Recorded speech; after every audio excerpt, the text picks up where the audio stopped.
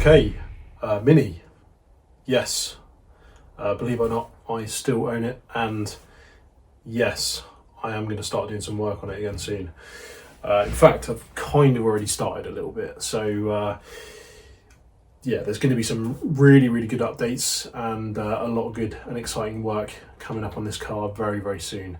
And obviously, at this point, I've decided to document everything on a YouTube channel to the request of quite a few different people. So that's what we're doing here. It's a bit of a weird time to start because we're probably about 25% of the way through the car at the moment in terms of restoration. So I've done a lot of work over that 9 years.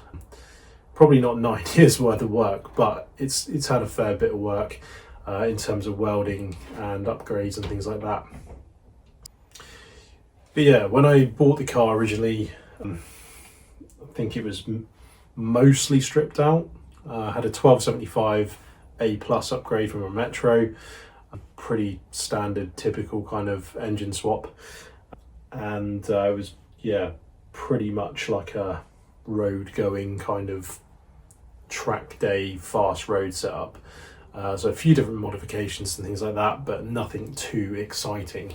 The main issues and the reason why I spent a lot of the time off the road was I didn't really know what I was going to do with it. I had a few different plans. It was always going to kind of be a track car, more track focused car, but in terms of plans and things like that, there was a lot of things floating around in my head.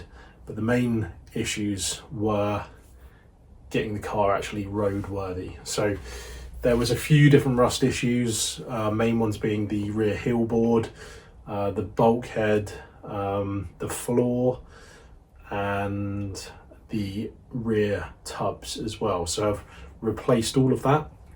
This is a completely rust-free shell now, so a really good base to kind of build on and upgrade to actually what I want it to be. And I do now have, after 9 years of owning the car, a pretty clear idea of what I want to do with it. So essentially the plan is to create a sprint car or a hill climb car, something that's quick, it's fun to drive, can be used on the road as well if I want to, just something for me to do at the weekends really, and kind of get a bit of an entry into that kind of motorsport world. In terms of upgrades so far, nothing too serious. The car did have a roll cage in it. It was a half cage originally, which was completely unsafe, so that came out. Since then I've bought a new cage for it, pretty serious piece of kit from Cage Laser. I've upgraded the suspension, I've upgraded the brakes. As you can probably see, probably not in this shot, but I have cut a lot of the front end off to make way for a fiberglass front end. So the plan is with that fiberglass front end, potentially fiberglass roof, fiberglass boot lid, maybe even fiberglass doors as well. So I'm quite a heavy guy, so I want to keep weight down as much as possible. In terms of plans for future upgrades, so the plan always was for this car to create some kind of like homage to Group B rally cars of the 80s. So I wanted a turbo engine in it. Whatever happened, I wanted it turbo, but I didn't really want to go down the engine swap route. I wanted to take the original 1275 that I bought the car with, do forged pistons, cam, turbo carb, do a whole load of stuff to that engine to make it around about sort of 180 to 200 horsepower. Well, unfortunately, when it comes to minis, every part is available for this car brand new, more or less, and they're actually really cheap as well. But when you start looking at engine work, so for example, all the head work that needs to be done, gearbox upgrades, diff upgrades, when you start looking at all of that in one big lump, it actually gets incredibly expensive, which is why I kind of understand why, a lot of people do engine swap these. It's fairly easy to do, and you can get quite sensible power out of them straight away without doing a whole lot of work and with very little money. I was always kind of against doing that, but I'm at a point now where I think it probably is for the power goals that I've got. I think it probably is the most sensible option for me. So the first big update on this build is I have now acquired an engine for this car, and in typical me being me fashion, I've gone for an engine that nobody else has ever tried before, and there is a few specific reasons why I've done that. But first of all, let me introduce you to the engine that I've chosen. So this is an AQN engine. It's part of the Volkswagen family. It's more commonly known as a VR5 engine. That is because it has 5 cylinders. Why did I want a 5-cylinder engine? Well, they just sound incredible. That's reason one. Especially if you go back to what I was saying earlier about the 80s rally era, obviously really famous car during that period of time was the Audi Quattro. Had a really, really incredible sound to it, and I want to try and replicate that in some way. This one in particular, this is actually the sort of second generation of this engine. So earlier one was a 10 valve, this is a 20 valve. It's also got VVT, so it's around about 170 to 180 horsepower, give or take. Obviously that is probably, well, I mean, this car was originally about, 50, 60 horsepower. So we're definitely up in the game a little bit with the power, no matter what it is. I'm sure 10 horsepower isn't going to make a huge amount of difference.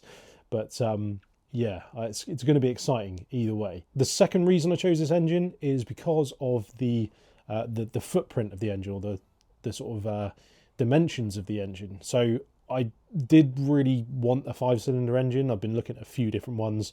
Obviously the most common one is going to be the Volvo engine, but once I looked at dimensions of that, it didn't fill me with a lot of confidence that it was actually going to fit. Whereas the VR5 is a very similar footprint to the 18T, which is also a Volkswagen engine, but that's 4-cylinder, and I know that someone's put one of those in a Mini, perhaps even a couple of people, if I remember rightly. I think it was one in Canada or America and one in Europe somewhere.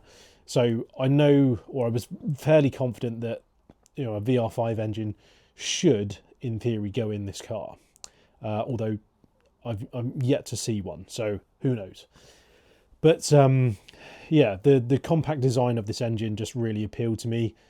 And the third thing that really appealed to me about this engine as well is the ability to turbocharge it as well. So it's a really, really strong block.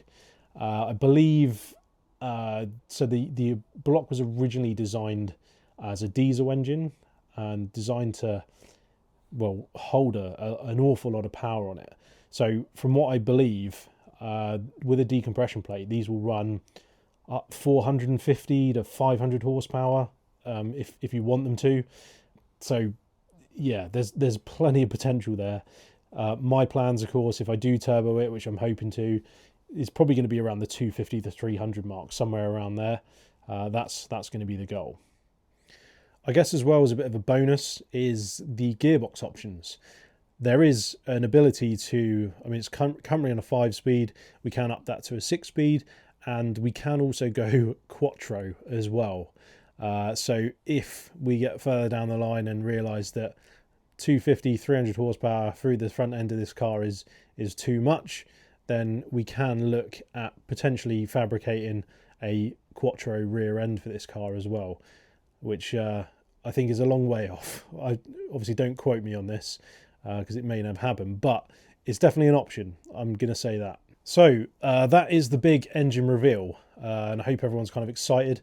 The first things that I'm going to sort of crack on with straight away is modifying the front subframe to take this engine. So I've got to put it in place and try and fabricate around it to make sure it's nice and solid and it lines up with the drive shafts as well, which again, going to be all custom made. We're going to try and do this in house as well. So myself and Alex are going to look at perhaps using Volkswagen diff end, classic Mini hub end, and kind of sleeving them together, and hopefully making something that's actually stronger than stock as well, will handle the power going through the front end of this car. But that's it for this sort of introduction to what's going on.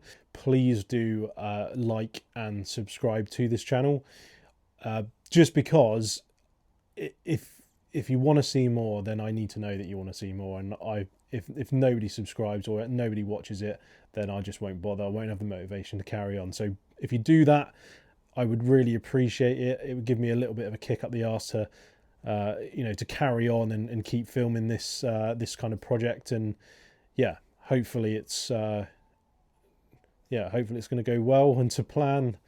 Who knows? But we do have some really good people behind us at the moment. So yeah, fingers crossed. It's going to be good. But that's it for now, and I'll see you on the next one.